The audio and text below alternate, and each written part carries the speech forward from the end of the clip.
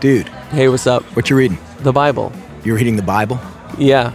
Dude, why are you reading the Bible? For class? No, I just... Okay, so you're just reading the Bible. You're just sitting here in a coffee shop in the 21st century using state-of-the-art technology to read ancient myths for no reason whatsoever. Well... Tell me something. Are you one of those super religious people who thinks Jesus actually rose from the dead? Well, I do believe that. Do you also believe in the Easter Bunny, Santa Claus, unicorns, Bigfoot? Ever been abducted by aliens? And do you buy into all those other ancient myths about dying and rising gods invented by primitive nomadic tribes back in the Bronze Age? No. Okay, so what's the difference between Jesus rising from the dead and all those other fairy tales? Here's the difference. My belief in the resurrection of Jesus is rational. It's based on historical facts.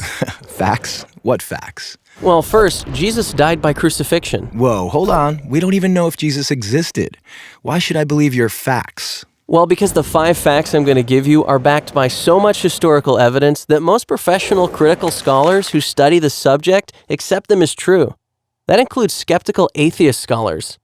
Okay, so Jesus was a guy who actually existed and then got himself killed. So what? That's the first fact. Second, his disciples were convinced that he rose from the dead and appeared to them. Third, Paul, a sworn enemy of the early Christians, suddenly became a Christian.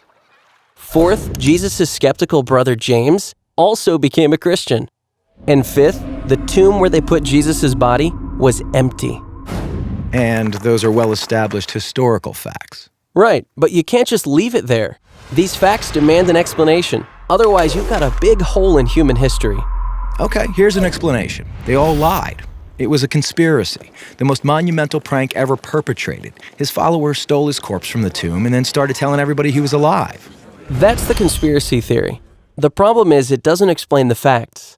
How do a few spineless fishermen, cringing in fear for their lives, subdue a bunch of well-armed, professional Roman guards, roll away a 2-ton stone, steal a body, then hide it from a city swarming with people trying to find it? And why would they do it? The disciples had absolutely nothing to gain by lying about Jesus' resurrection. In fact, they were persecuted, and we have good historical evidence that 5 of them were martyred because of their claim that Jesus rose from the dead. Apparently, not a single one of them ever recanted. People don't willingly die for something they know isn't true. They were there. They knew whether it was true or not. All right, another theory. The disciples thought they saw Jesus alive after he died, but it was just wishful thinking. They were stressed and just kind of hallucinated. The hallucination theory also lacks explanatory power. 500 witnesses saw Jesus at the same time, and the disciples touched him. Psychologists have shown that hallucinations don't work like that, nor does this explain the empty tomb. Okay, look, maybe there's some other explanation, but the bottom line is dead people stay dead. Rising from the dead would be a supernatural event, a miracle, and science has proven that miracles don't happen. Oh, really? When did that happen? I don't know. I just kind of heard it somewhere. Science has not disproven miracles. In fact, that would be impossible. Why? Science deals exclusively with natural phenomena, physical matter and material processes, right? Yeah. But a miracle, by definition, is not a natural phenomenon.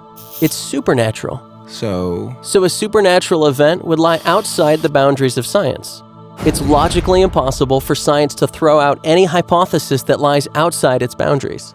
why have I never heard this stuff before? I don't know. Maybe because it's scary? Scary? Yeah. As long as Jesus rising from the dead is just a fairy tale, like Santa Claus and unicorns, it doesn't threaten my little world. But if it's a fact, if he actually did rise from the dead, that's huge. It's a total game changer. And that's why it's so hard to think about it objectively. Whoa. Yeah. Big whoa.